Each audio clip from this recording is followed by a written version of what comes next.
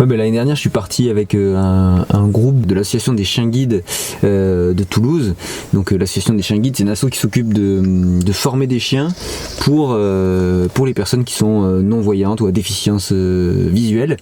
Et ils ont décidé d'organiser, pour ceux qui étaient les plus sportifs, ceux qui avaient envie un peu de changer un peu leurs habitudes, etc., de faire une rando. Ils font ça chaque année, et cette année, ils sont partis pour aller faire le petit Vignemale dans les Pyrénées. Un beau sommet, hein, c'est un 3000, et on est parti faire ça en rando avec 4 personnes en déficience visuelle et leurs chiens, et puis après quelques accompagnateurs bien sûr.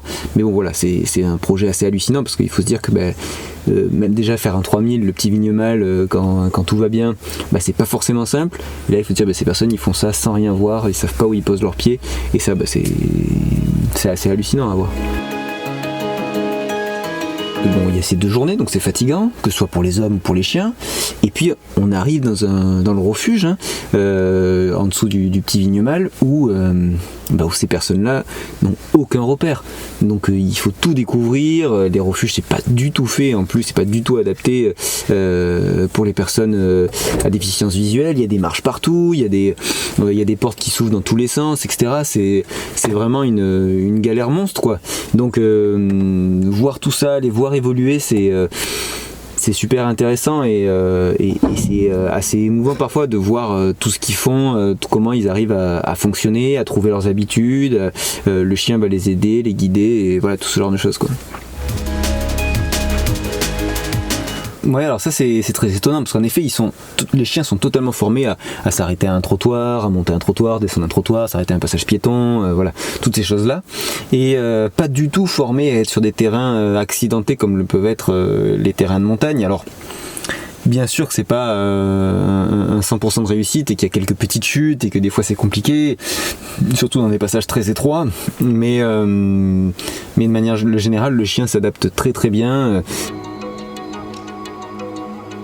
4, mais je l'ai dit au début.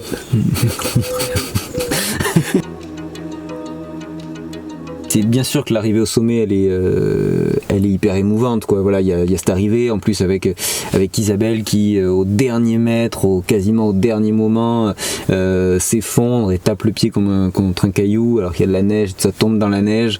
Moi, il y a une photo qui pour moi, une de mes préférées, où on voit Fakir, son chien, qui le regarde, et on se demande s'il est inquiet, s'il a l'impression que c'est de sa faute si elle est tombée, et on voit vraiment ce lien qui est hyper fort. Et bien sûr, l'arrivée au sommet pour toutes ces personnes, c'était des moments géniaux.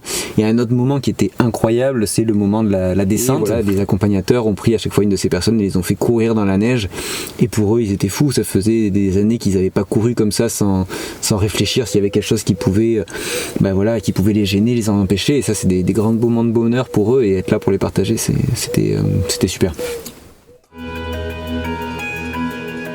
Un reportage photo sur ces personnes-là qui gravissent un sommet, ça va plus loin en fait. On va passer du temps avec eux pour essayer de comprendre comment ils font à la maison. Il y en a qui ont leur loisir, il y en a qui aiment faire du pain, il y en a qui aiment tout simplement aller faire du vélo, voir des amis.